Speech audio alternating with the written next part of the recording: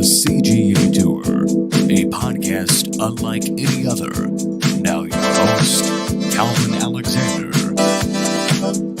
Welcome back to the latest episode of the CGA Tour podcast. As always here, I'm your host, Calvin Glen Alexander. And on this episode of the podcast, I'm joined again, in person, by the Natalie Sutton herself. What's up, everybody? Natalie, cheers to us both living in LA for more Calvin. than 6 months. Yes, that's actually... Myself, more than 6 months, yeah. That's a good... you'd be surprised. Not a lot of people make it this far. So, really? Congrats. They have to move back? Oh, a lot of people... But let's finish the cheers. Cheers. Oh, yeah. Good call. Oh my god, issues. We pregame this as a forewarning? A little bit to a lot. One of the two. Who knows? I'm a lightweight. Oh, no, I mean, same, but, yeah. But, not a lot of people make it. You'd be surprised. I mean, you're not surprised, honestly. LA's a hard culture to get used to. But when it comes to career, if you really come out here for your job, it's really hard. You know, you have to figure out, freelancing and picking that all. I mean, it depends. If you're in the media business... Yeah. It's so bizarre. Like I said, I've been here for 3 years. And I'm just now figuring it out. I'm just now happy, where I'm at and, getting things connected and, feeling comfortable on my own. So it's been a process. I mean, that makes me feel better. I'm not gonna lie. Yeah, no, you're new. I totally get that. I totally get that. I don't ever want to hide myself. When I was here, I wasn't shit the first year. You know what I mean? I'm well aware of that. It's hard. But you could also felt like you had those moments, right? At some point you have to feel like you're gaining momentum towards something. That's how I feel like right now, is that I've not done anything necessarily great or good, but I've gained momentum towards a goal. No, you're completely right, though. It's I think in life, as long as you're moving towards the goal you want to be progressing towards, you're doing it right. It's fair. Yeah, so I think you're doing what you want to be doing, as long as you're moving forward and you're not wasting you think about it. You could be doing so many times. You'd be watching. We're all watching Netflix at night, but watching Netflix or playing video games or going partying too much. There's things you could be doing that's way more distracting and not putting your energy and effort towards your actual goals in life. And as long as you're fulfilling that, that's what's more important. Right. You know what I mean? When you're dead at the end of the day, you know what I mean? Damn, I wish I got that fucking game in. You know what I mean? No. I mean, you make a good point. But no, I have had, ironically, before I moved to Los Angeles, I was a waitress back in Fort Worth. Just I was an assistant waitress, not even a full-on wait. It was a nice ass place. It was white table dining. I was white table dining, and had a nice cute little what do you call it? What do guys wear? The white collar shirts. Button downs? Yes, button. I was wearing a button down as a waitress, one of those nice places, you know? Yeah. And we had a waitress who left to pursue to go to Los Angeles. And then she came back because it didn't work out for her. And I was oh, well, I'm going to move to Los Angeles. Just looking for support as just freshly graduated, just going to her for advice. And she completely shut me down. It was just, actually, she was so rude to me. She was just do my waitress side duty job. She's your work ethic is so terrible. And I go, well, I make fucking videos for a living. I don't right. I'm having fun with my life. This is not my job. Yeah, but however, I totally get those jobs. So I mean, don't get me wrong. Ask anyone I used to work with. I took that very seriously, and I did my job. I was never on my waitress. Please tip your waiters. They don't get enough hype. That job is very fucking hard. But anywho, I was just doing that, and she was so negative towards me. And then I come out to Los Angeles, and I'm figuring it out and doing well on my own. But I said, not everyone makes it, and you'd be surprised how negative people are towards you if you're trying to move out to Los Angeles, or I feel I tried to take whoever I know under my wing in a sense. So if you came out here and I was oh, I'll be your buddy, Yeah. We knew each other in college. There's that, but it's hard out here. And I just got super fortunate with moving out here. I got to move in with Michaela right away. And then Michaela had friends like Heather and Hannah that have been out here for 2 years prior as well. And I had friends that have been out here for years, a year or two under their belt, which is very nice. So it made me more comfortable. And then it just kind of progresses, and our group got bigger and bigger. We have another roommate, and I just think if you're gonna move out to Los Angeles, you got to be surrounded by not just like good, genuine people as well. You can't you don't get into that, Hollywood lifestyle, I guess you could call it. I go back home to Texas, and so many of my like old friends from high school are like, oh wow, you really are the same person. Like, what'd you think I was gonna do? Yeah, well, it's easy to get caught up in that like Los Angeles like lifestyle, and I just have no desire. What do you think that Los Angeles lifestyle is? Because at least from my perspective, before I moved back out here, because I lived in San Diego for a little bit before, to me it was like very preppy or very, I'm going to be seen at these places. Like I'm going to go to, what's like the rodeo bar like in Hollywood, right? Like Saddle Ranch. Yeah. Or like I'm going to go see celebrities, or I'm going to go interact with other famous people somehow, some way, or I'm going to randomly have some celebrity encounter like once a month, we'll say. And instead, for me at least, it's like, no, I'm just going to keep living my GD life, and also keep playing, like, I'm ridiculously, like, go play basketball a lot, go work out, like, still maintain the same, like, try to maintain the same work ethic, but while still working from home, while not getting too much into the weeds of trying to be the LA person that I know. If that makes sense. No, it does. Yeah, it's I think Hollywood is just WeHo. I don't know. That's what I think. And like Santa Monica, West Hollywood, yeah. Yeah, I said like I'm able to avoid all that when I live in Hermosa. It's for you people. Hermosa is like 30 minutes. I mean, granted, take 20, 30 minutes away, even though it's actually like an hour. No. It really is like on not trafficy times, but when it's like 10 miles away. Like it's not that far in terms of miles, but it's long because of traffic and everything, and everyone's always moving here. But where I live is just a lot more chillax. Oh yeah, you live in what I would say, like for Oklahoma City fans of the podcast, what I would say is you live more in the Paseo or the Plaza district of Oklahoma City, but it's like if it was every so often it was just as far away as it is from Stillwater, and then every so often it's also just the same distance like downtown Oklahoma City, depending on how the traffic is. At the end of the day, like that's what sucks about living in LA. It's like the distance can just suck in because it can take you away from doing something you might want to do. Yeah, I don't want to spend. There's some like work days I spend in the car like aggressively 3 hours, but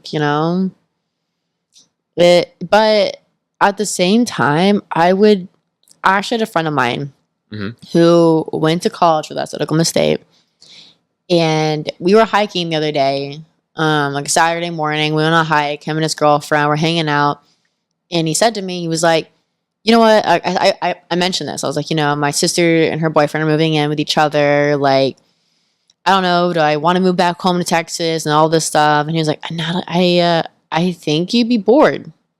Yeah. And I kind of thought that through. And I was like, you know what? Back home, you really only have the bars. Ooh, that just hit deep with some of y'all. But you know what I'm saying?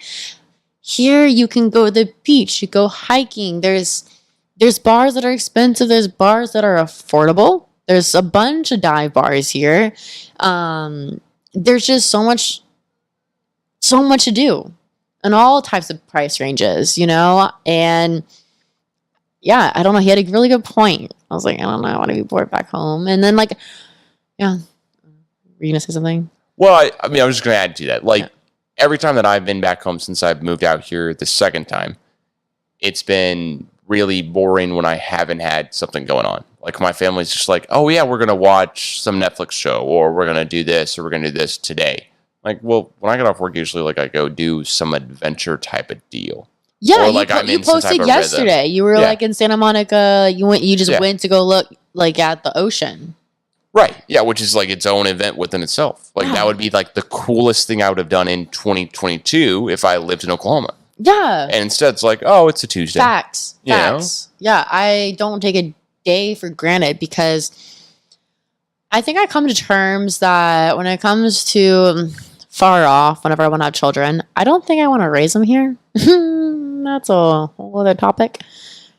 Probably. Yeah. Future podcast. We can get into that. But yeah, it's. Where am I going with this, Natalie? I'll say it this way. There's a different lifestyle change from like Oklahoma City or Oklahoma as I know it versus living out here. Yeah, it's so different. Like I don't want to raise my kids out here, so that's where I was going with this.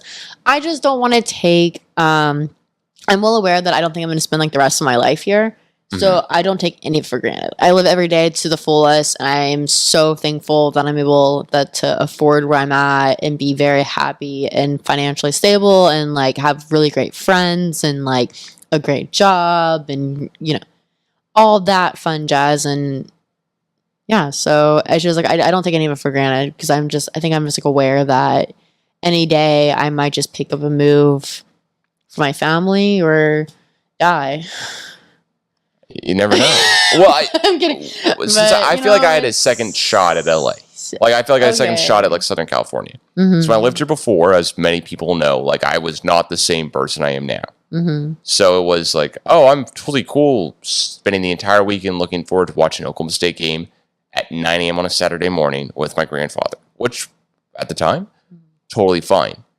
But now that I had a second shot at living on the West Coast, I'm like, okay, no, I'm going to plan out each weekend. So where almost every single weekend, my littlest brother has a soccer game in Phoenix. I'll drive to it 6 hours away. Or, there's this going on down in San Diego. I'll drive down to it. It's 2 hours away. Or there's this going on in LA. I'll go do that this week. I want to plan almost every day I'm doing something because I notice whenever I'm bored, I'm not excited for the next day. But also, whenever I'm bored, like I live here. Like, what am I doing? Like, it feels like I'm wasting my time. Like, I'm wasting the opportunity that other people would be taking advantage of if they did live here. Yeah, and there's times that I feel like when I do stay home, I'm like, oh my God, like, am I wasting this day? I get anxiety. I'm like, oh my God, I need to be doing something. But then I think about how many times did I spend at home when I was young, like when I was younger, when I was in college. There's plenty of times I was chilling at home and didn't feel guilty. Now I'm like, I can't just spend especially the pandemic was a whole other thing to get into. But I will say, I'll mention this. So talking about I brought up the pandemic.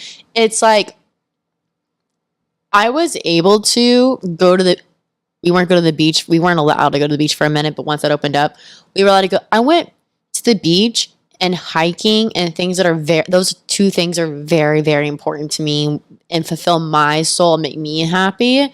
I was able to do those more than ever because of the pandemic. My friends they were like, we have nothing else to do, so we'll tag along with you. Or I had one friend that would go with me at least. So that's the pro of it. I didn't go to the bars as often, but whatever. And then I went back to the bars this past year for New Year's Eve in Dallas. And you know what? It just like didn't hit the same. I was like, am I too old for this? Or am I just like grown up? Or am I in a different phase of life? I just like am not that intrigued by going to clubs anymore. Well, two of my best friends from high school, when they came and visited me out in San Diego, which was like the friends came and visited me, they want to go to the clubs every single night. Mm-hmm. They were like, the 3 nights we're here, we want to go to the clubs. One buddy's married, Walter, who's been on the podcast. So he wanted to take it, like him and his wife and other buddy Scotty wanted to go to the clubs. I was like, hey, like we can go, but that's just not me as a person. I don't go to clubs. I'm not I don't know if like the crowd part of it or just like, I'm not a big dancer. I don't know what it is. But either way, I was like, I'm good on that, but we'll go to the bars. So I went to that, had a lot of fun with it. And then they're like, oh, we're going to go to the club. We went and did that. It was cool. But now, like, going back to it, I think I'd have more fun than before. because they were into it, right? Like you almost live vicariously like through somebody else when they come visit. You know, it's okay. It's a great opportunity to see how other people perceive how you live. Like the first thing that I could complain about would be traffic, and then it would be how expensive it is and how whatever. But everyone else's complaints about living in Oklahoma, for example, or Texas, or whatever, would be also traffic, probably in Dallas. But it would not be traffic. It would not be expensive. It would not be that. But it would be, dude, the weather here sucks, or this sucks. Like everyone's got something to complain about. But then when you come visit someone else in their other spot, it's like, oh, well, cool. Like, hey, like, what are we doing this weekend? Because I'm in Oklahoma for the weekend. Oh, it's cool. We'll do this, whatever. But then we check in with somebody and you're like, hey, what are you doing this weekend? Because I'm not there. They're like, oh, dude, like probably gardening or like mowing the yard. Or it's just a very like simple, I don't have a yard to mow. So fortunate there. But at the same point, like, oh, I'm going to go hiking. Like maybe it's by myself. Maybe it's with other people. Maybe it's not. Or I'm going to go to the Thunder Lakers game or Clippers or whatever. Like there's going to be some activity I could do all the time, every day, and not have any. Like, there's something I want to do like every single day. The only thing that really stops me from it is either because I'm like tired or there's just other stuff I have to do. Yeah, I mean, I just feel like I'm living a more fulfilled life here. Yeah. No, for me, I think that's a good point. Personally, I totally understand. And here's what y'all probably need to understand too. It's like you got to understand what makes you happy as an individual. What makes me happy is completely different than makes you happy. You know, and that's fact, and that's fine. And there's nothing wrong with it. What makes me happy is literally sitting my fat ass on the beach. And yeah, it's pretty fat, but I do say so myself. And you know, and going hiking and having some fun time with my friends and then going to a casual bar in Venice. And it's pricey, but like, it's so worth it. It's, to me, I don't know, but maybe it's some people. But also when people see Los Angeles, they think influencers and Hollywood, and there are people that are normal like us. Yeah. Do you know what I mean? Like, I don't think I knew that when I moved here. I was like, is everyone like that? You know what I mean? Like it was everyone just going to be all, because when I worked for the Padres, I had a misconceived notion. I understand that now, but not then. It's like, oh, everyone's on their game on Instagram. Everyone's on their game on social media. Everyone's whatever. And I'm like, okay, well, I'll upload a photo on Instagram or something about my like photo on the field at opening day for the Padres, for example, and I'll get 30 likes, whereas the coworker will get 300 likes. Mm-hmm. Oh, what's the deal? Oh, well, they're from San Diego, where everyone's on social media all the time. I'm from Oklahoma City, where people are cool, like they're happy for me, but that's not what they're like. They're not devoted to trying to make an extra $10 a month by being a poster on social media. Like, right? Mm-hmm. They're not. None of their focus is towards that whatsoever as an income stream or really as part of what they're doing. So I took that personally when I should never have taken that personally, right? Like that's just part of how people live differently from where you're from. And I think that speaks a lot to I don't want to say like the ideas of living in LA, but the idea for me of living in LA is like, oh, do I live in LA? No, I don't live in like what I growing up in Oklahoma would think was LA. That's Hollywood. Or Santa Monica. I live in like, technically speaking, Mar Vista or Culver City or Venice, whatever, one of the three, like in the center of the area. But I don't live like a surfer bro. I don't live, I mean, you know, you like have those stereotypes, but no, I live as like probably an Oklahoman who lives in LA. Yeah, like the bar we went to before we came here. Yeah. It gave you Oklahoma vibes. It was just outdoor. It was lights. It was, everyone there looked normal. Like it's, yeah, I think Los Angeles just has a stereotype that we all look this like one way due to social media. Mm-hmm. And it's just not true. And I don't know, as someone who works in the media field, I knew when I moved to Los Angeles, like, do not get consumed. I was like, I told myself, I was like, do not become one of those people that is like full of themselves. Like I've seen it because I work in the industry. And then I'm proud of myself for not doing that. But also by being here, I'm able to like pull back those curtains and I'm like, damn, some of these people really aren't the shit. You know what I mean? Like you pull it back and I mean, we can get into it in a minute, but I'm talking about those people that are like on reality TV shows, and like I've dated a couple people that are around the, like that in that scene, and like they really aren't all they show themselves on social media. Working in the industry with sports, athletes are just people. They're just people, and everyone is like, we put people on such pedestals, athletes to celebrities to your favorite influencer. I think more and more of like working in sports full time, you get an appreciation for athletes and like what they go through day to day. Oh, 100%. Because they're like you said, they're just like, they're people, but they also don't want it. Like, they love the fandom, but they also hate it at the end of the day, because they're like, okay, cool. Because me, for example, the second I'm off work, I want to be off work. For them, that means the second they're off work, not being done with the workout or the practice drills or the game. It also means being, okay, oh man, this guy's going to recognize me in public. Like, our players, and I know this, like it's like they want to do this, and I totally get this, but they want to go up to every single play. They want to go around the stadium and wave and say thank you for coming, and take this time to sign the autographs. Say thank you. And I've seen my goalkeeper give out her gloves to people. Like, that's just so cute. Like, that's so cute. It's like, they're just more like, they're humble, and like they just want to be there and understand like their fans are just there to have a good time and get to, are so honored to be in their presence. And that's just like, that's just so heartwarming. I love that shit. But at the end of the day, I said, like, they're people, and like we've just put, I think being the standpoint I've been in with media, it's just like I have a really good grasp of like who they are, and I look at them for who they are as a person, not necessarily who their stats are, what they look like on this, what they're getting this views and all that. Like, that doesn't matter at the end of the day. Yeah, like I really like Bill Self. He's a coach for Kansas. Mm-hmm. There should not be any reason that I think he's a good person, except for the fact that like he went to Oklahoma State and he's been a good supporter of Oklahoma State. But he's a coach for Kansas, and everyone who's an Oklahoma State fan should dislike him. But I have a hard time trying to think about it like that, because, okay, well, the guy's like a nice dude, right? Like, okay, he committed probably the same violations that other schools have. I'm not saying Oklahoma State has, of course, but you want to dislike somebody because they're on the other team, or because they're on the other sideline, or because whatever it is. That's fine. But then at the end of the day, like randomly on St. Patrick's Day, I saw Chase Claypool at the bar. The dude's 6'5", has like dreads, and just does not look like a lot of other people that I see day to day, for better or for worse.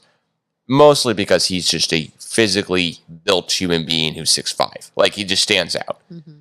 And I remember asking him, like, when I was also in line to go to the bathroom right behind him, like, hey man, are you Chase Claypool? And his answer was, oh yeah, what's up? It's like, oh, no, just want to say hi, right? Like, I didn't want like to get a photo with him. I didn't want to like pester him or whatever. I just was like, is this real? Like, I'm just randomly next to an NFL player? Real life? Like, yeah. I mean, it's just like, I really just run into this. Did I have like the LA, like, oh crap, like out of nowhere, like the guy who plays for the Pittsburgh Steelers, who's from Canada, is just randomly in Venice at a bar on St. Patrick's Day?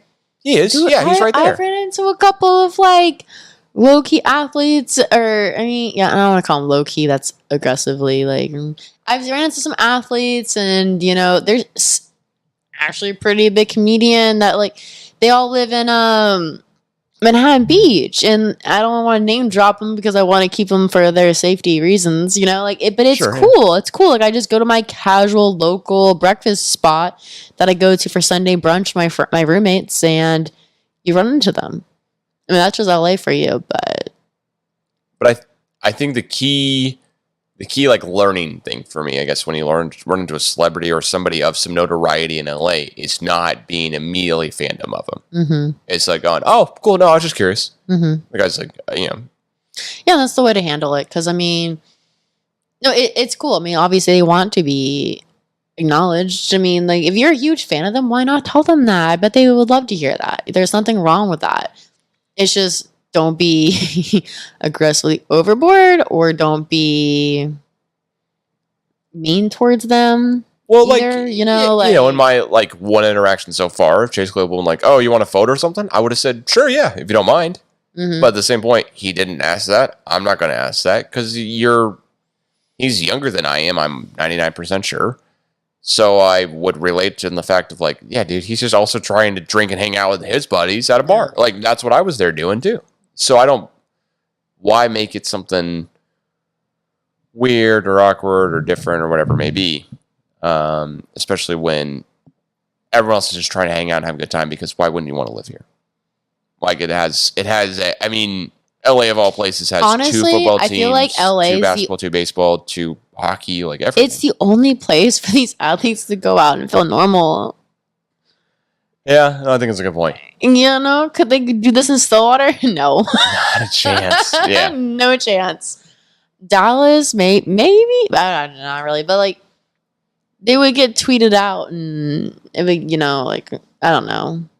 I think people here, it's like the unspoken rule of Los Angeles. You just know not to make a scene or not to respect them. You know to respect them. To respect somebody and take like your interaction for what it's worth. Because it just doesn't, because randomly someone will turn a corner and be like, oh, wait a second, that's an NFL player.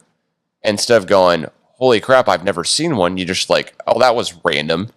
That just is unexpected. But also you're in a bar with thousands of other people or whatever it may have been. And it just is not the thing that, like, you can tell easily. Oh, the worst thing possible would be like, oh, can we take a selfie? Like, that'd be the worst move. And so, you know, like, oh, yeah, like my littlest brother might go cool for half a second. It's just never the thing to do.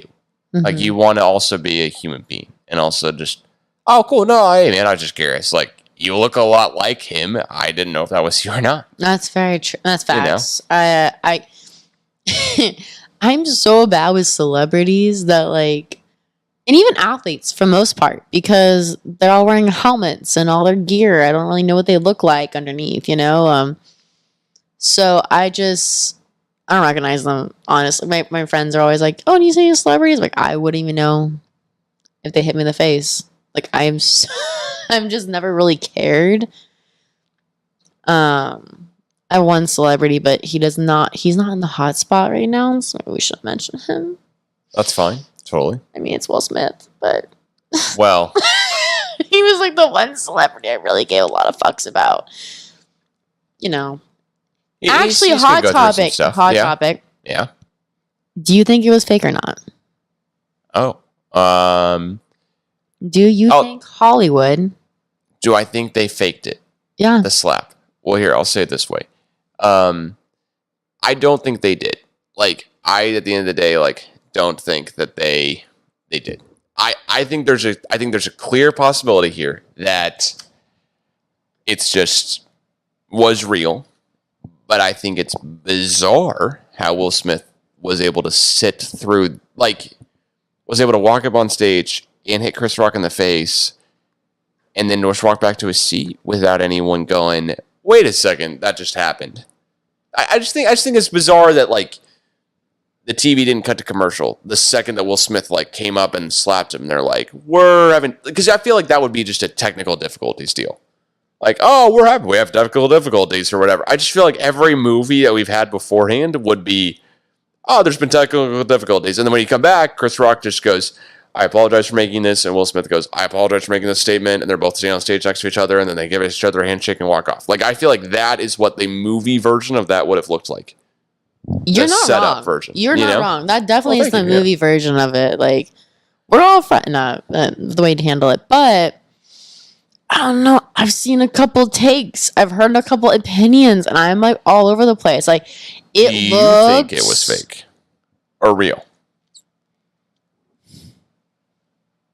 Oh, wait. There's more to this for sure. You definitely think there's a shade of possibility. I think there's a chance it could be fake. Because hear me out. I know. It looks super real. But hang on. Because the first time everyone sees it who doesn't see it live, like I did not watch the Oscars this year. Who watches it live other than Dave Portnoy? or whatever's fucking whatever's name. names. Yeah. I watch a Barstool lot. dude. I watch a lot of Barstool, and that's the only reason I know that. Same here because of Patrick, but also just it's I like love all over Twitter. Barstool. Hire me. I'm just kidding. Don't. Please don't hire Natalie. We're trying to hire her here at the CGA Tour. But everyone who sees it for the first time goes, "Is this fake?" Like that was my instant reaction. Oh, is this fake? Because it just looks so. You can see Chris Rock like kind of winces before it. Like when you slow it down, you see Chris Rock like move his head a little bit, knowing he's going to get hit. It's weird, right? Mm-hmm. And apparently, I didn't see it, but I know someone mentioned that there's now a new clip that leaked where like Will Smith's wife is like laughing after it all happens. I need to find it. Jada Smith, yeah. Yeah, I don't know. It's just very sus. Like, Hollywood as we know it is just... They're always working something up their sleeves. They know how to work. I don't know. I don't know if I completely believe it. Like, hear me out. Like, Rock needs to get more views as a comedian. Actually, I watched his stand-up last night. Okay. His older one. Okay. It was on Netflix, and it's trending, and I wonder why. No reason at all. No, nothing caused it to trend. Yeah, but his takes are very controversial, like just modern day, bringing everything up. But it's comedy, so it's supposed to be funny. Like, I don't know why people take everything so personally, but he does a good way doing it. I'm like, maybe this is like, Hollywood's way of like trying to welcome back normal life. Because I think COVID made us all a little sensitive. A lot sensitive? Yeah, okay, sensitive? yeah. A lot? Yeah, I mean, yeah. Mm-hmm. I'm with you. Mm-hmm. I don't know. I'm just trying to stand for the comedians. I have a strong, love my comedian background, but yeah, it just... Well, your fellow stand-up comedians and Chris Rock, right? Like your compadres here in your stand-up game. He's not my homie, but we could be if we hung out. Well, I mean, you've also been a stand-up comedian. Yeah. Funny time to time. But yeah, it's just like comedians have had it so tough. Like, we are the most sensitive generation for people who grew up with Family Guy. There are so many. I'm on Facebook like way too much. There's so many Facebook reels or whatever about Family Guy that I've seen where I'm like, whoa, hang on a second. That's what they made fun of? Yeah. Like just different races, different stereotypes. Yeah, and then we're all sensitive because... Who knows? Yeah. Like, I don't know.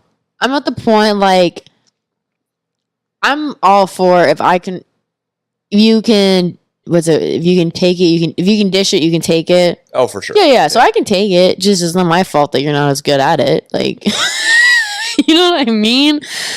I'm just like a natural born roaster. I just can't help myself. Like, I mean, you got to call it how you see it.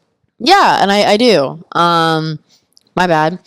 But no, I appreciate the honesty. Yeah. I got to say. Knowing you, I got to appreciate the honesty. There are very few people I know who are as bluntly honest.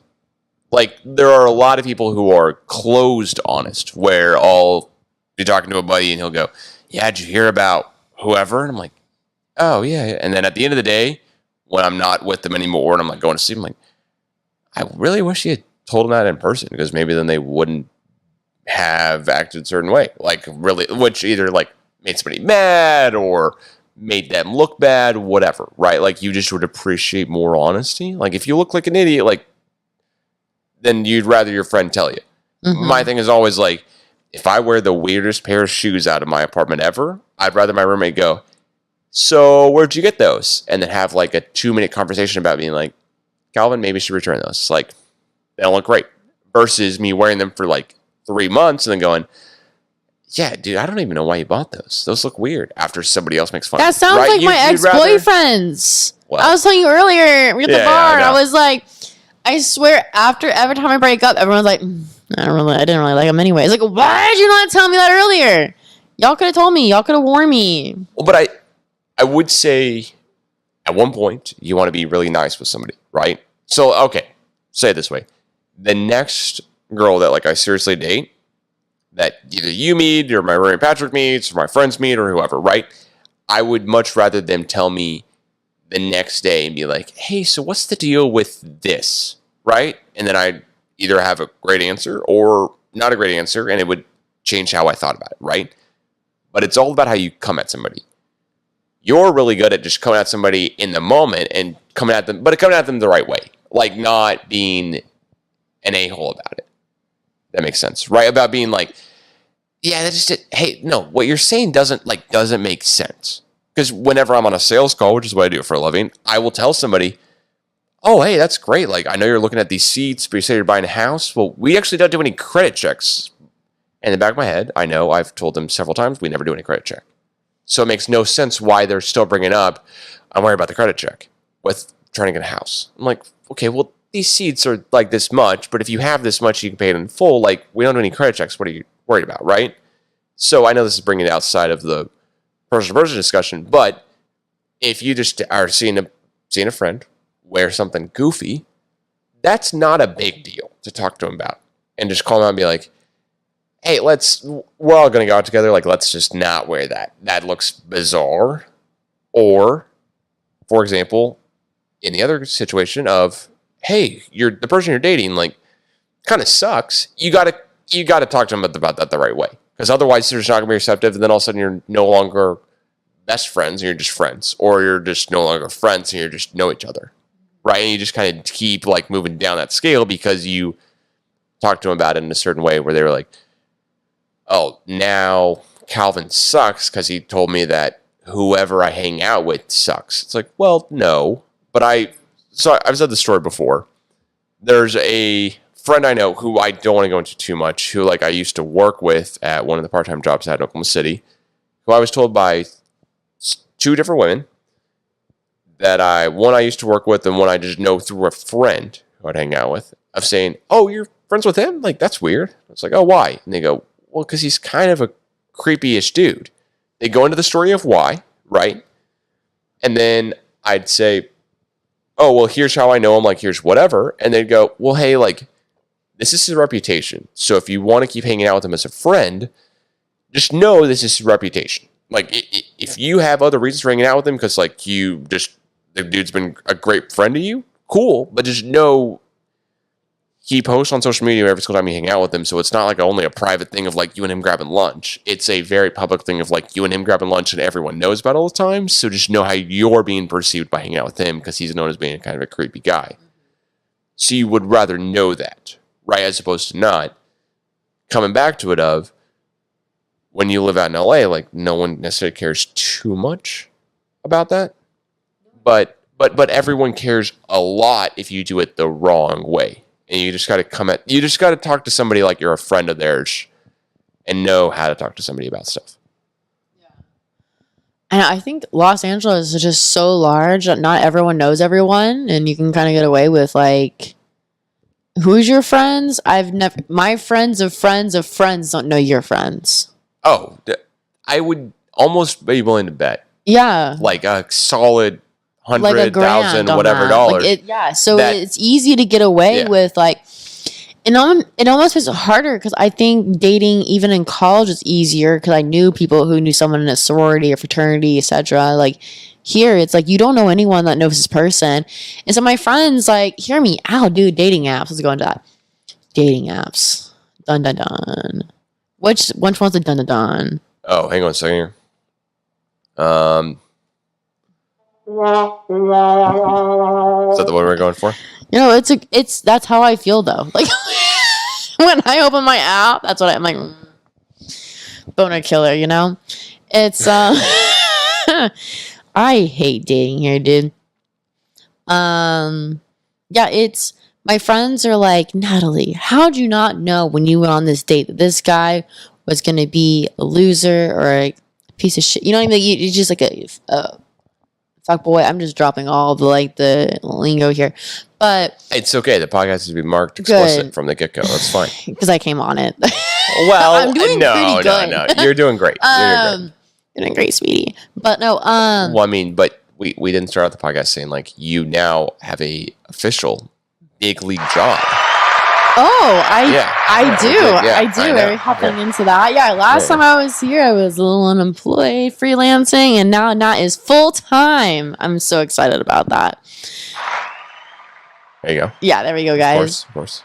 Yeah, I work for Angel City Football Club, brand new women's professional soccer team here in Los Angeles, California, and I could not be more stoked about it.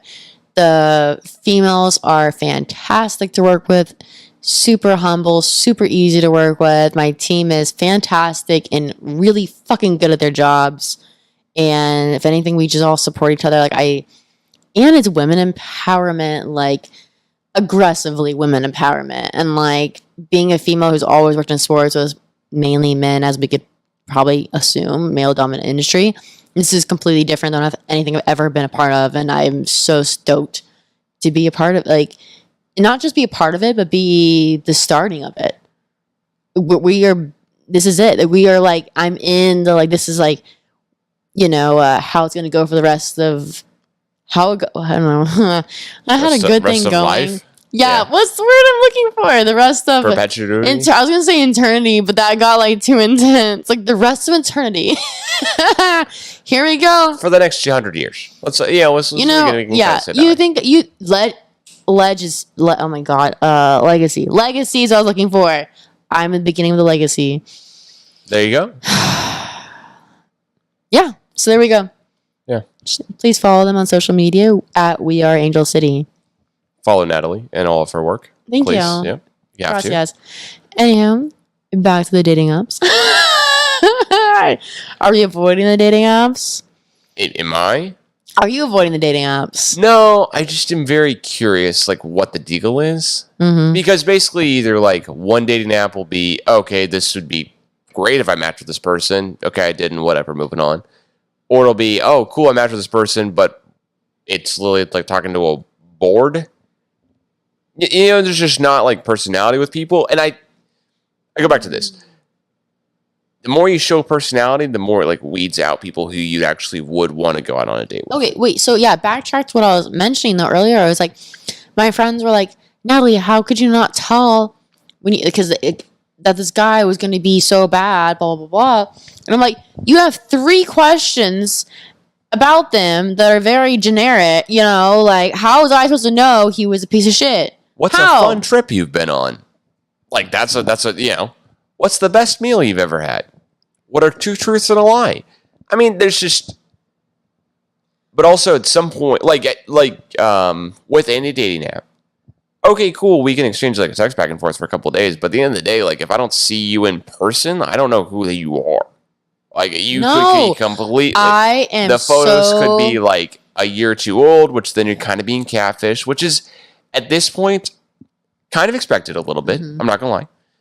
The other hand, the photos could be from 2 days ago, which is great. You can meet them in person and be like, "Oh, I am still talking to like a blank board," right? Because you're just, and people are closed off for whatever reason. Like, if you want to be reserved, be reserved. Like that, if you are a reserved human being, then I am big. Like, I don't message on the app very long. I meet them up in person within a week or 2 talking. If I match with them and I actually like am interested, I will meet up with them within the first week or 2, or FaceTime, something to keep them in the loop, or tell them to follow me on Insta. Actually, well, this is what I normally do, minus a new job, but like, because I need to meet them up in person. Like I hate judging people off texting, FaceTime. It's like that's not who they are in person with you is real life. That's real life. Right. So you don't want to like who you are on social media versus who you are like actually in real life. You can't judge it off that. I mean, shit, dude. I mean, the amount of men I probably scared off from my social media. Actually, I know 3 that I've scared off. Like, who do I not like? I mean, that's within the past like 6 months. So I don't even know who I don't know that I've scared off. And you know what? Quite frankly, I don't give a fuck. Because if you don't know me well, like, that just says you don't know me well enough. Because as you said earlier, if you know me as a person, know me really well, you're like, Nat just doesn't give a shit. And she just posts what she fucking feels. And like, that's true. I'm like sensing it like I do with crystals maybe. Like I just post it. Like I just don't care. Like I just don't think about it. But there's I don't want to say you're attracted. There's the people who behave on social media like you do. There's people who behave on social media, I think, like I do, which is like, okay, An a lot of people, observer-ish. well, observerish, but also like a lot of people that I know who don't necessarily really know me follow me on social media. Like my fourth grade elementary teacher follows me on social media and will reply back to anything I put on social media pretty much no matter what. My aunt will. Which is great because it's like it's like double tap like the like because like they are a fan of the fact that I saw the beach yesterday, right? Like for example, cool, but also like they've been a part of my life now for 20 years because I had them in fourth grade. I knew them before I went in fourth grade, and then both my all three of my brothers who were younger than me also had them as their fourth grade teacher. So great, but like I would post more on like. I really never post on my close friend story, but I would post more on there or on other forms of social media as far as like, oh, here's the club I'm at, or here's the bar I'm at, or here, whatever. If I went, I don't honestly go out that much, but I would post more about that on there, right? Like if you and I are hanging out, going grabbing drinks, like that's usually like, all right, cool, right? But if I'm trying to like hang out with somebody like after hours and it's the whole world to know about it. Like I'm not posting that on social media because I know who follows me on there. And I'd rather like people come listen to the podcast at the end of the day and me be known as like a personality for doing a podcast for now. Listen to his however podcast, many years. Everyone. Apparently that's it.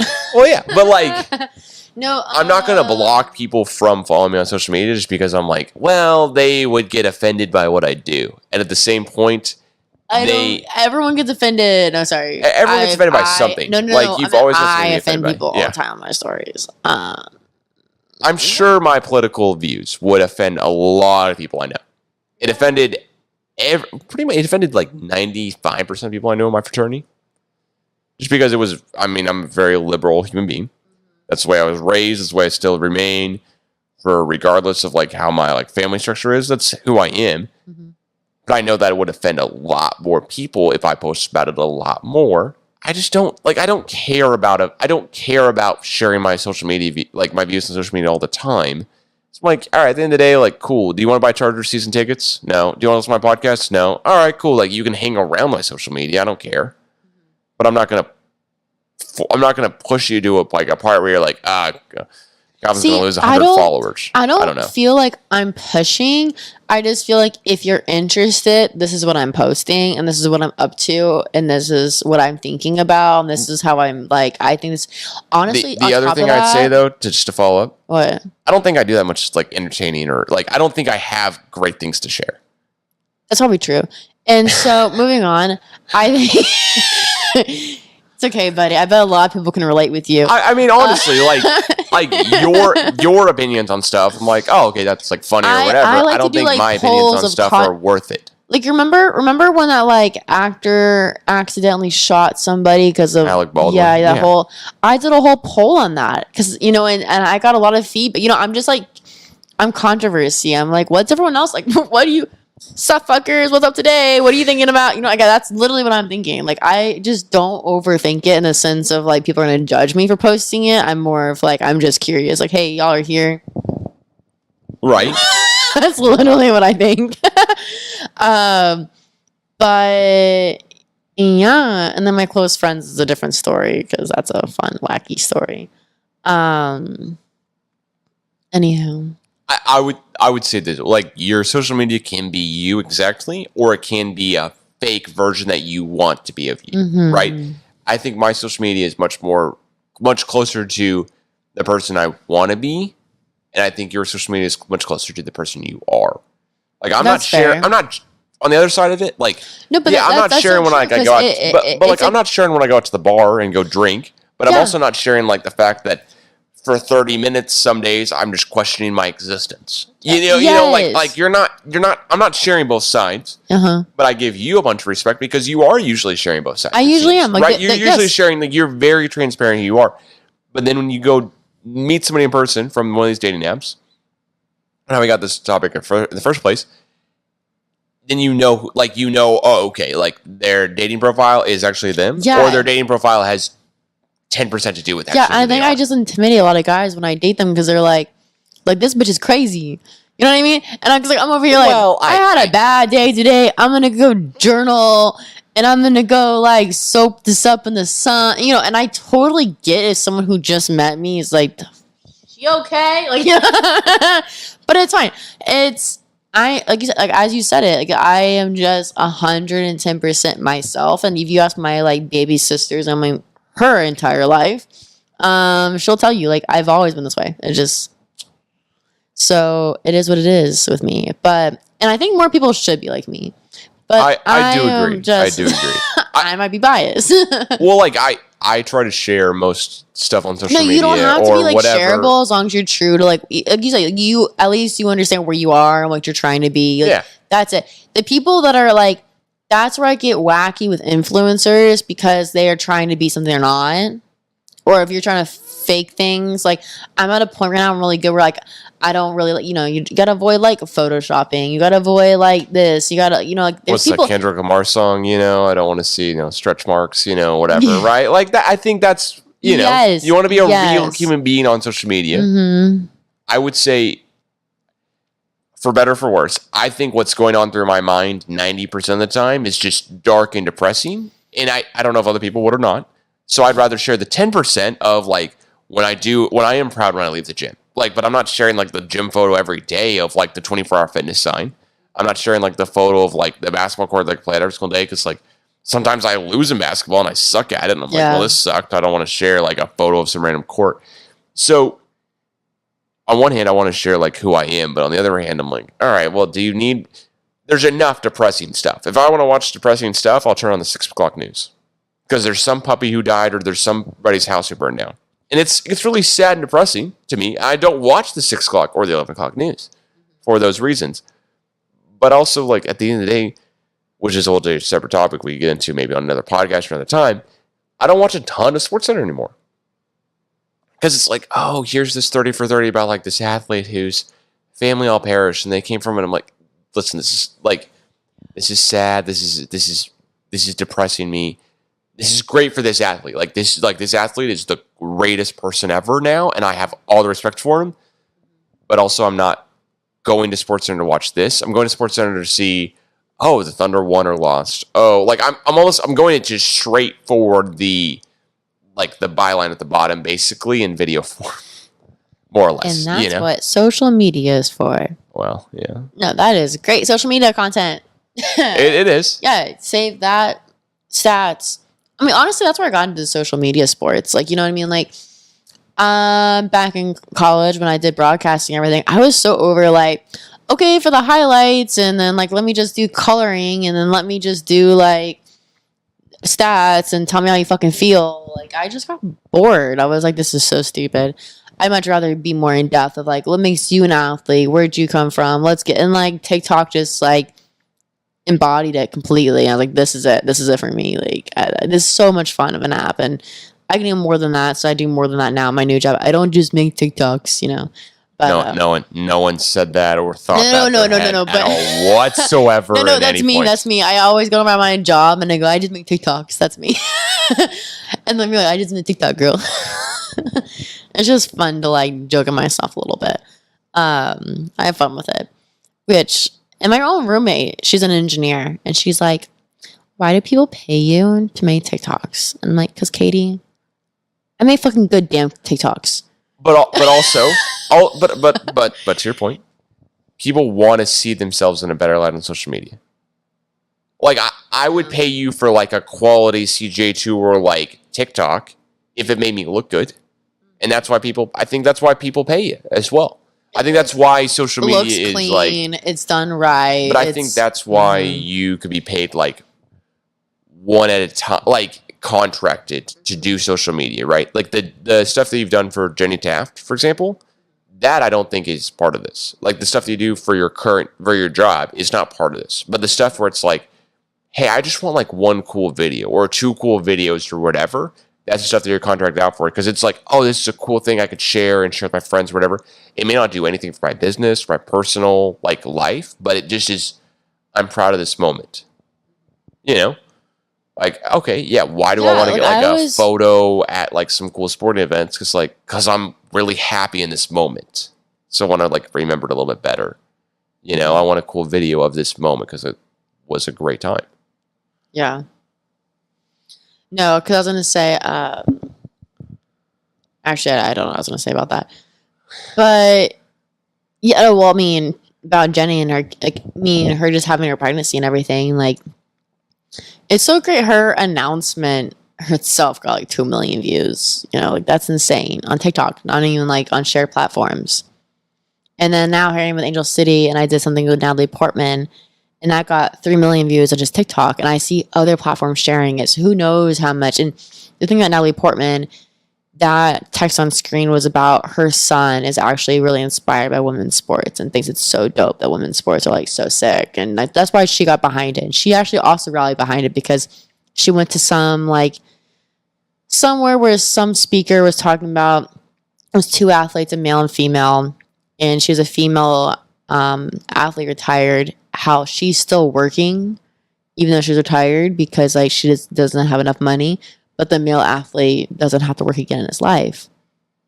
And Natalie Portman was in the audience, is like, I don't like that. And she did something about it. And that's why Angel City's here. Which is awesome. Yeah, it's sick. Yeah, and Natalie, I keep getting her emails. It's really funny.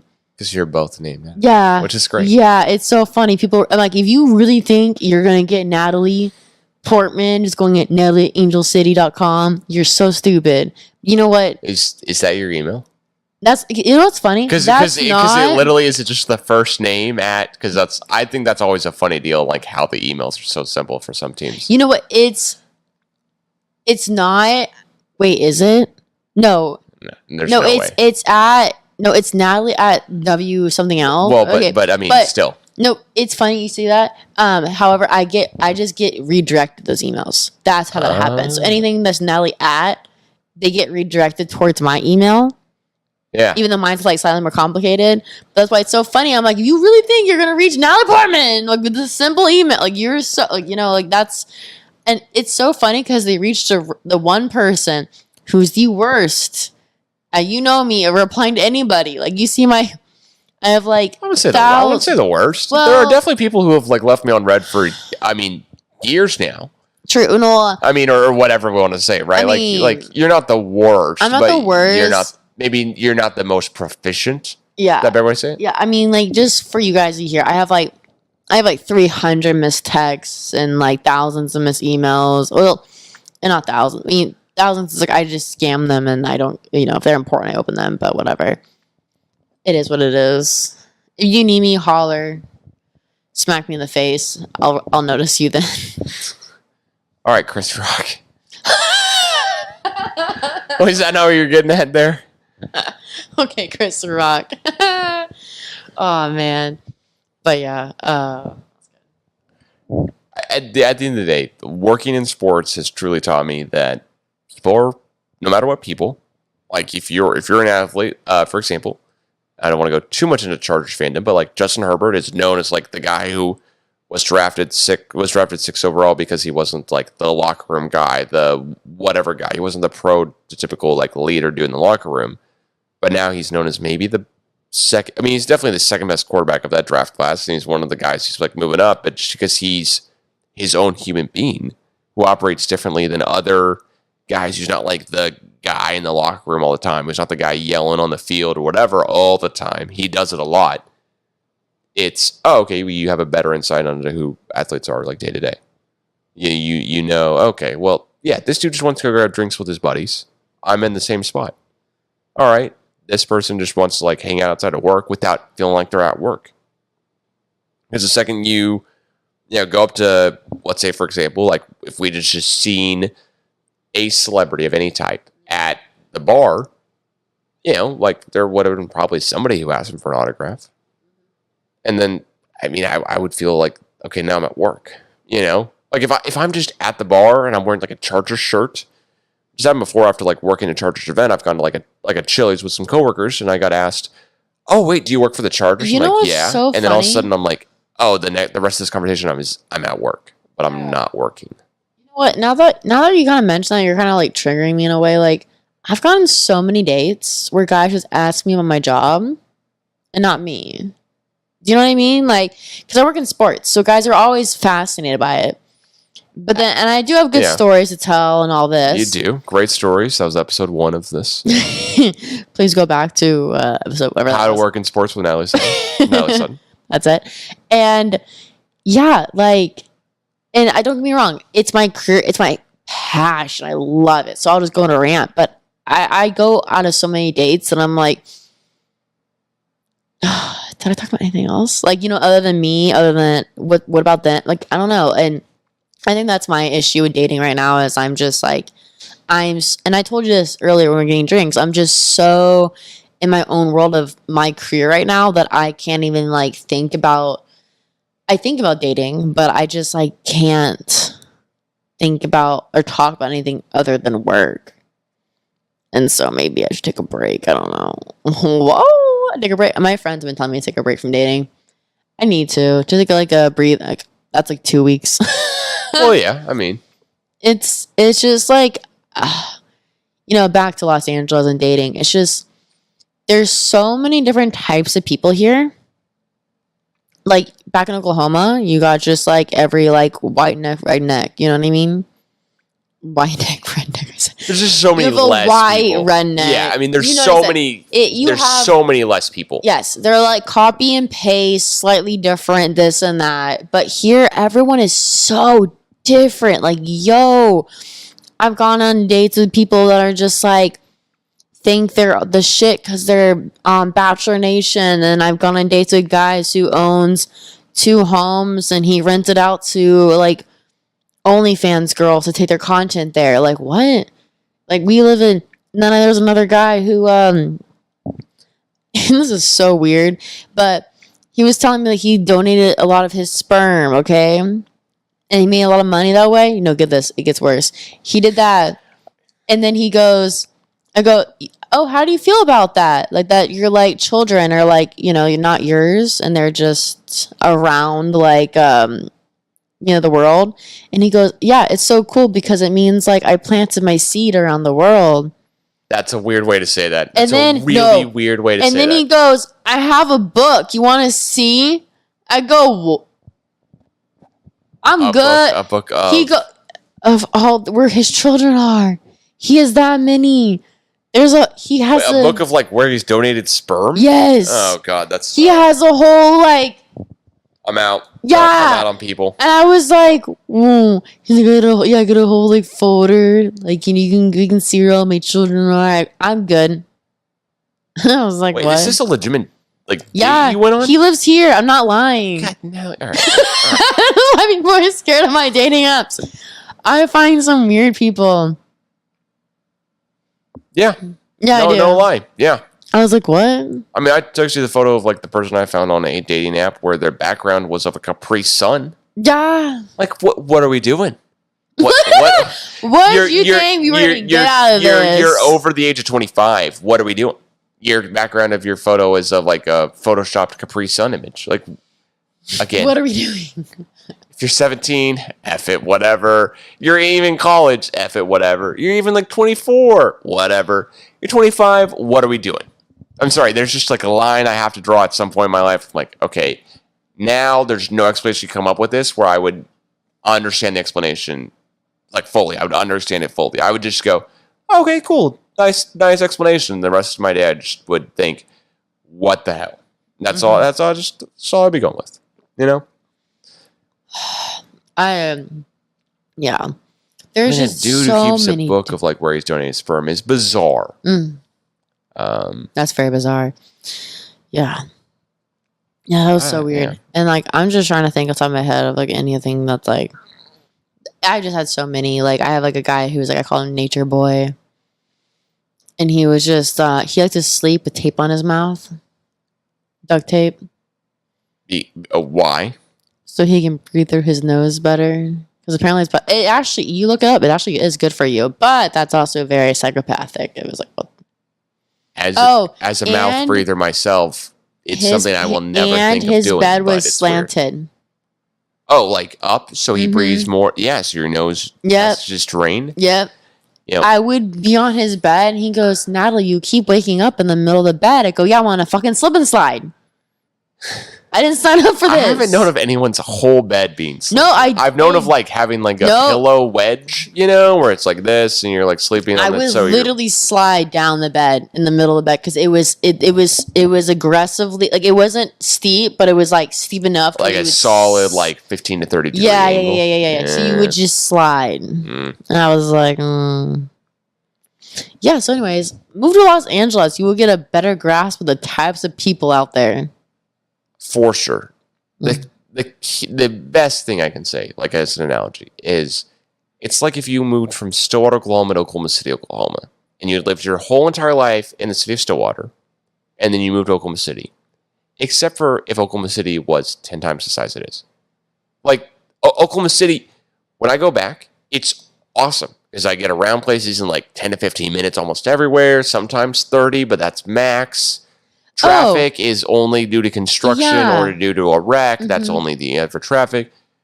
But the main point is like, best friend of mine who's been on the podcast frequently, and who actually I think you know, Bo, texted me the other day. He goes, "Hey man, my boss went to college with your dad." I'm like, that seems odd. They both went to Georgetown Law School. They both know each other.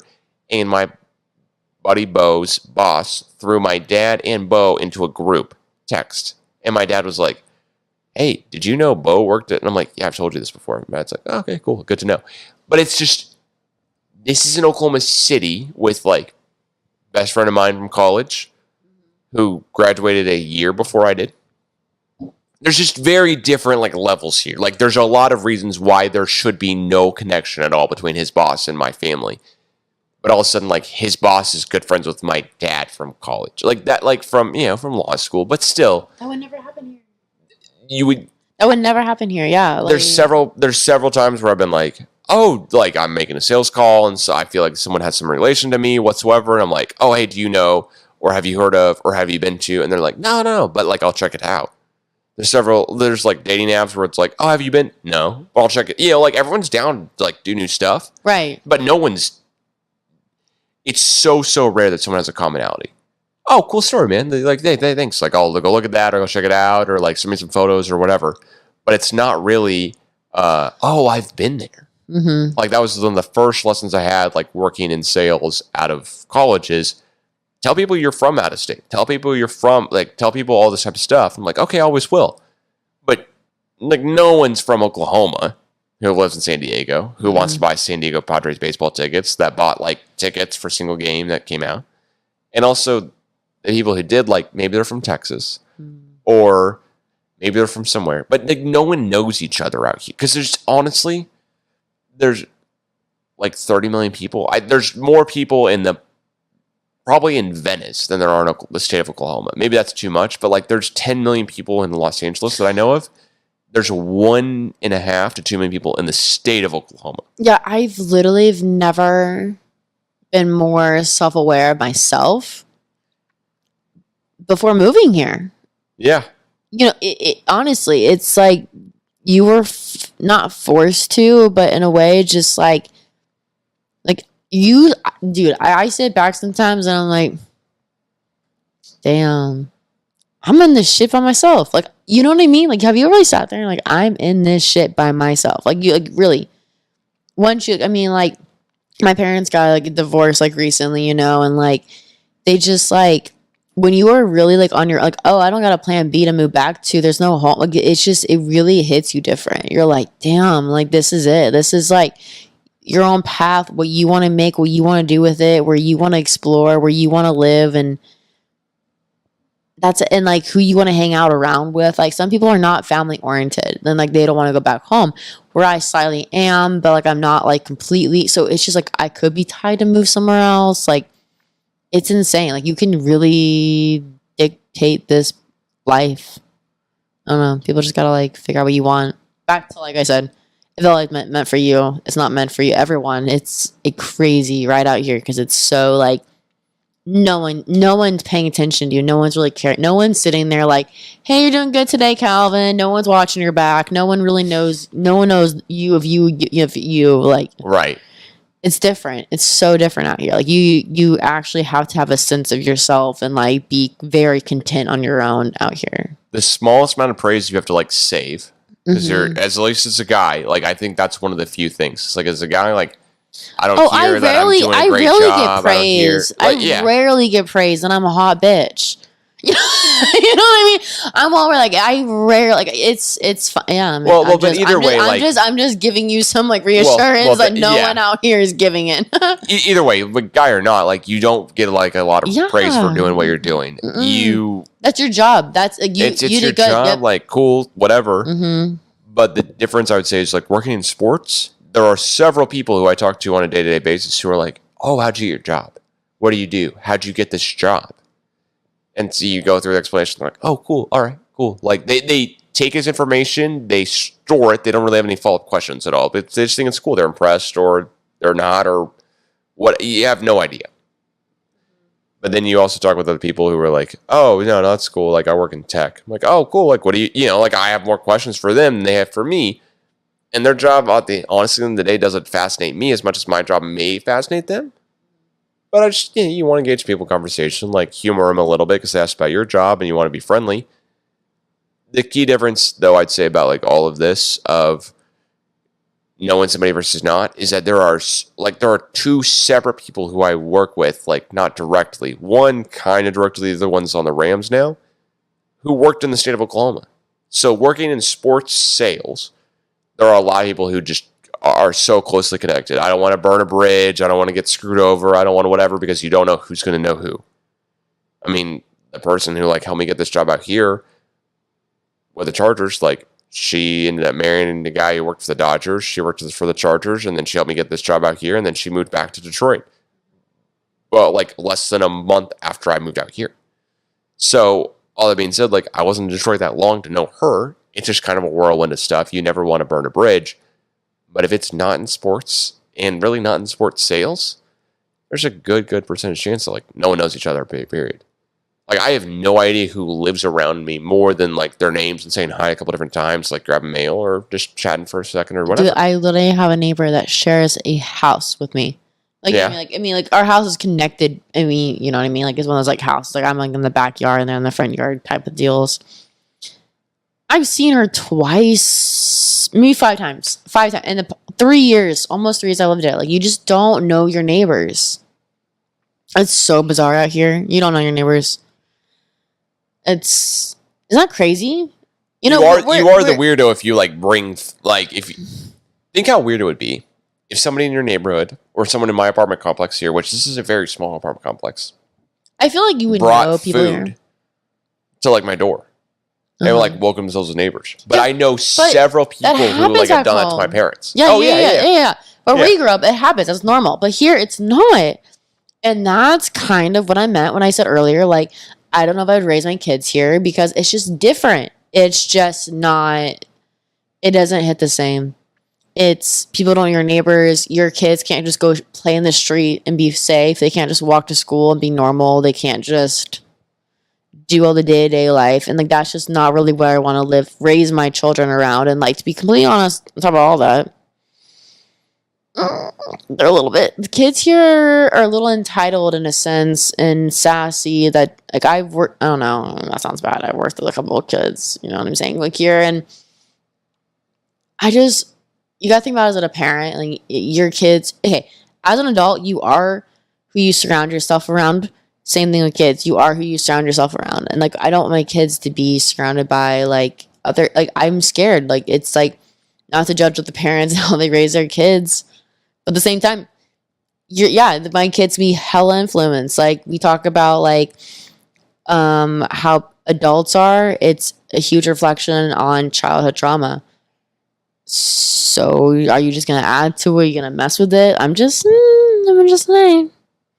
These are things not things about deep down. I mean, the key like starting reasons why I wouldn't want to raise kids here is just because I've seen how much my little brothers who are currently in high school have been around things that I was never, like drugs, alcohol, whatever. And like my little brothers like know it exists. I know it exists. I think they knew the same amount of information about it when I was in high school that they do now. I hope that it's the same. But out here in LA, there's no way that it's ever going to go through my mind of like that out here they're not exposed to way more of it. Like watching the TV show Euphoria, I've seen like an episode or two. That I think is way closer to Southern California or this kind of California as a whole, especially like West Coast, like beach style living. And it's like night and day versus like Oklahoma. Like, I don't know if anyone in the state of Oklahoma or Texas maybe could even understand that type of like drug use, alcohol use, whatever. No. It's Here's just the thing. night and day.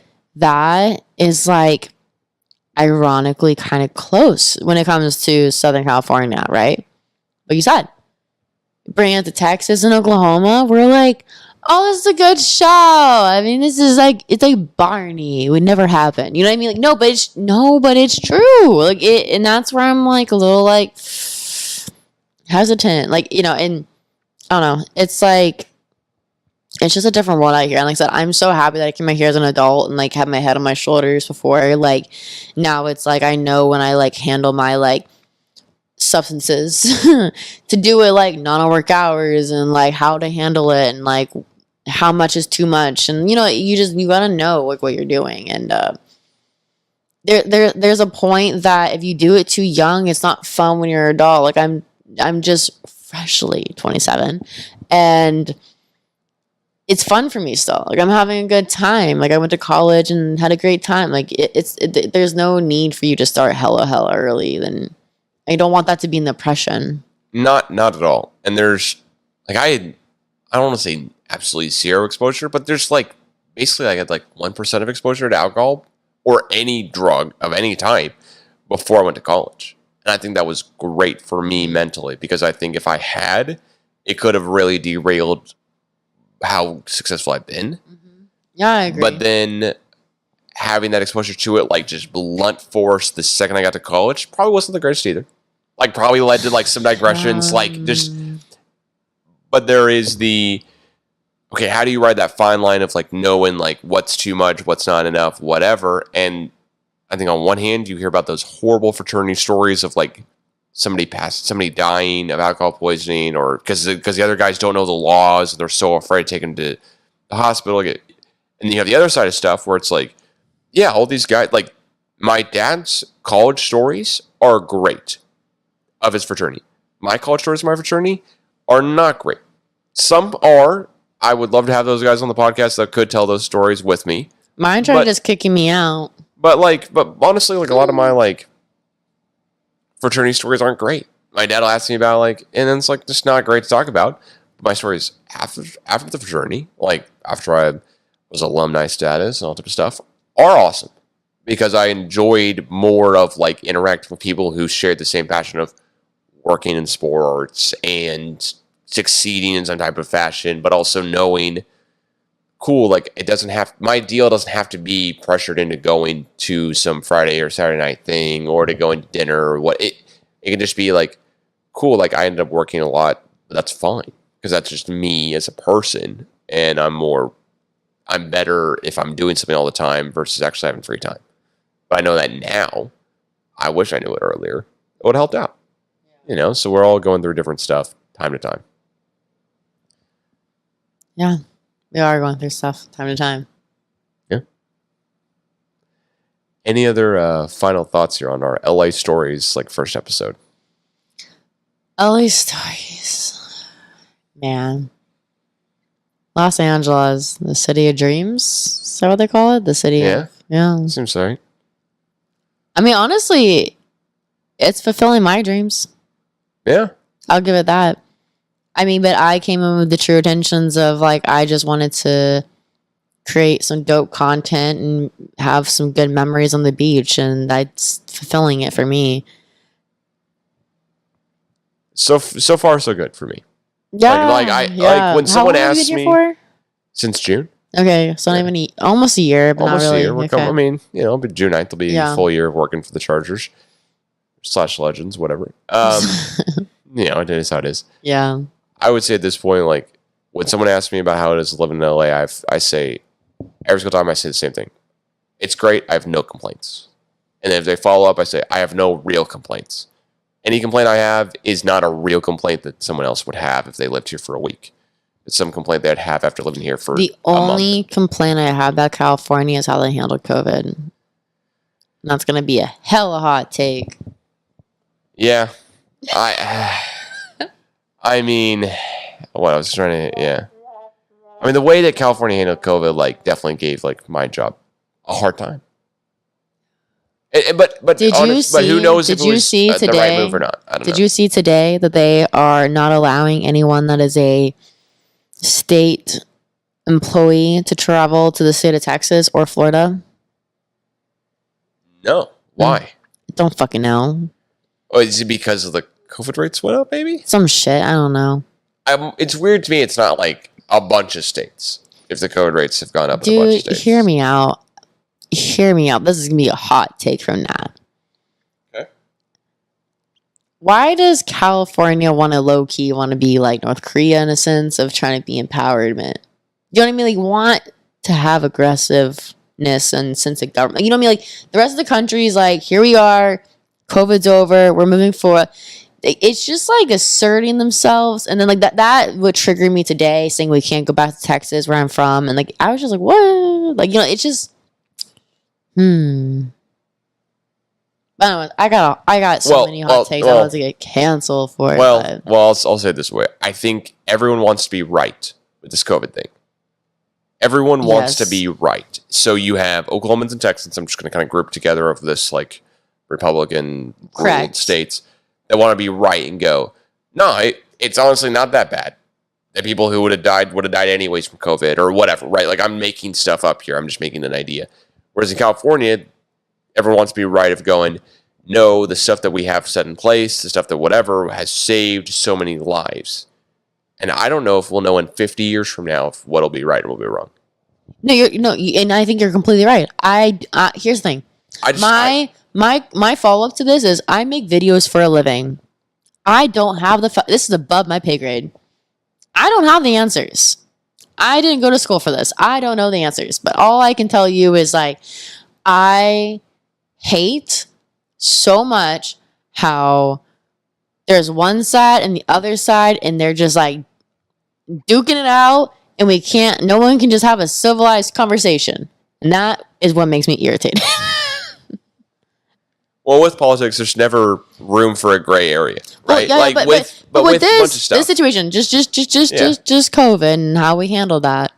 No one's sitting there like, damn, we did a good job of COVID. Like, is anyone gonna take the fault? You know what I mean? Like, come on, they gotta figure this out. Like, we gotta. I just think at the end of the day, I'm not mad at one party or the other. Like I said, I am born and raised in one area, and I grew up here, and I have a ton of friends and coworkers that I'm very stern and embrace this way. So I think as of you, we've been both ways. Like, I think we're level headed on both ends to where like, I don't know why we can't just work together. You know what I'm saying? And I think that's what's making me irritated. Like, I just hate this he said, she said, what, I don't know. I don't know how to solve anything. I don't know, but I don't know what the answer is. I try to trust the people in charge. What I do know for sure is that I was a resident of the state of Michigan whenever Michigan had very severe like lockdown stuff going on, but I was actually working in the state of Oklahoma, like for the Pistons for 13 months. And Michigan was pretty much like locked down, just like on whatever. And I got to say, if I had been locked down, I don't know if I would have been going to the gym as much. I don't know. I don't know if I've been running as much. I don't know if it would help me out with like my weight loss goals or whatever. So I'm thankful that I was living in the state of Oklahoma and it was as open as it was. On the other hand, I mean, I've had 2 different grandparents pass away since COVID started. Not due to COVID-related things, though. And I don't know if there's any possibility in my head where I go like, well, if COVID hadn't been happening, would they have had more treatment or more care? Like, would it have changed anything? And to come back to it all, I'm happy that everything has happened the way it has with like my lifestyle, because I think whatever you like believe in else. I mean, this is getting way too deep into it, but like we're getting way too deep at the end. Like whatever you think and believe about, round 3. Yeah, we gotta come back. But like whatever you think and believe about COVID, I don't think we'll know the answer. No, we won't until like 50 years from now, No. when you and I are both in our like, I mean, me when I'm 80 and you're like, you know, also I guess close to 82, but like, you know, 77, 78, right? Like we're not going to know what the actual, oh, wow, can you believe the state of Michigan and California were right? That it did save 1,000 lives and that Oklahoma and Texas killed 1,000 extra people. Or are we going to go in 50 years whenever all the studies are done, all the research is done? It didn't really make a huge difference. The people who are going to pass away from this did, and the people who didn't did, because in the day there were like you can't stop somebody from moving out of the state. So people are going to make their decisions how they did. People are going to come to a Chargers game or go to Angel City FC game or not, and they're going to do it if they go, cool, that you have to wear a mask, or they're going to go to an Oklahoma State game because it doesn't matter. I will say my mom, she takes care of a lady who has dementia, and it's so bad that she like gets lost in her own home. And so she's on like, I mean, she's only like 52, which is like really so unfortunate. And she, during this whole time, during COVID, look, they live in Texas. My mom was like, I'm going to treat her like this is a normal life. We're going to go out every day. We're going to do what we need to do because she needs to just like live a normal like life at the end of her own time, probably, you know, have some good times. I don't know. So there's that. And then there's also like me who was like locked up from 25 to 27 inside a house and couldn't do anything. You know, there's all these like cons and pros and things. And I don't know. I'm at the end of the day, my thing is like, I really wish we all just like stuck in it for a second. We're not going to get into this too deep, but I will say it's just like, I think whatever your viewpoint is very valid, and whatever you want to do with it, you should do. If you are scared and you want to stay inside, if you want to wear a mask, wear a mask. If you want to go out, go out. I just don't think it needs to be everyone's opinion. In my opinion. But in the very beginning, this should have been handled by everyone should have got locked up right away. We should have handled this I think how it started and how we could have done that. But no, we're not going to get into that. I'm not a politician. The political aspects of it are very interesting to say, at least. And the fact that we've changed, like... Not just has, like... I know, I literally brought up COVID, and I was like, I'm going to rant about this, because I've just had so many weird experiences about it. Because that's just speaking upon LA. That was just a huge part of my LA experience, is COVID. So that's just kind of something that like triggers me a little bit. Oh, for sure. I mean, I don't know if I liked working in the state of Michigan or not, because I was there for 7 months. Like, I have no idea. I wasn't there during the summer months. That's like supposedly the best time. But it's due to COVID.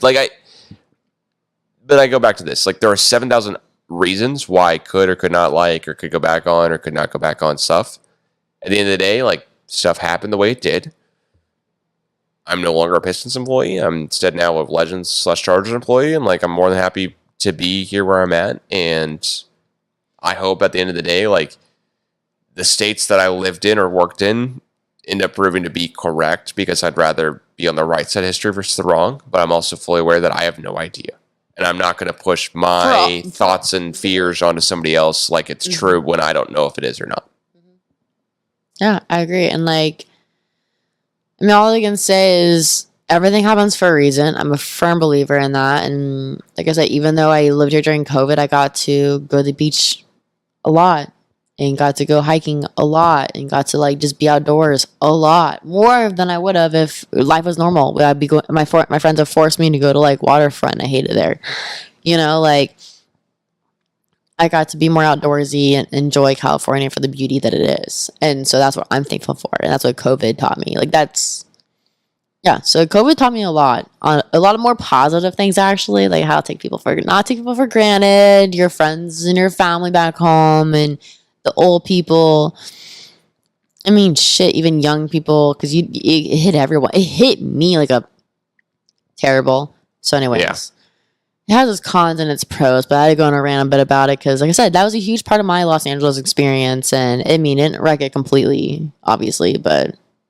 Granted, maybe it turned out for the best, because now Angel City FC's... Yeah! I mean, who knows if that would have been or not, but you know what? Props to you on your current job. Gracias. Promotion, since the last time we all came to Aerojet. So, if you're not already, follow at... Oh, here we are. I mean, yeah, we got to end out the podcast here, yeah. Follow me on Instagram at Nat Sutton, SUTTONN. Mm-hmm. Yeah, and that's it. Just follow me there because I don't like Well, posting then anywhere Nat else. Sut Productions as well. Oh yeah, Nat Sut Productions. He knows. He knows. I'm aware. I'm aware. It's in my bio at Nat Sutton too, so you can find that. Or you can Venmo me at Nat Sut. I mean, if you want to buy Natalie a drink or something, Or buy feet pics. I'm just maybe like some gas money. Actually, that would probably be. I'm just kidding. And please follow out the CGA Tour on Twitter, Instagram if you're not already. One more time, cheers. Cheers. And, Mine's already empty. Oh well, and we'll catch you guys again soon. Peace. Bye.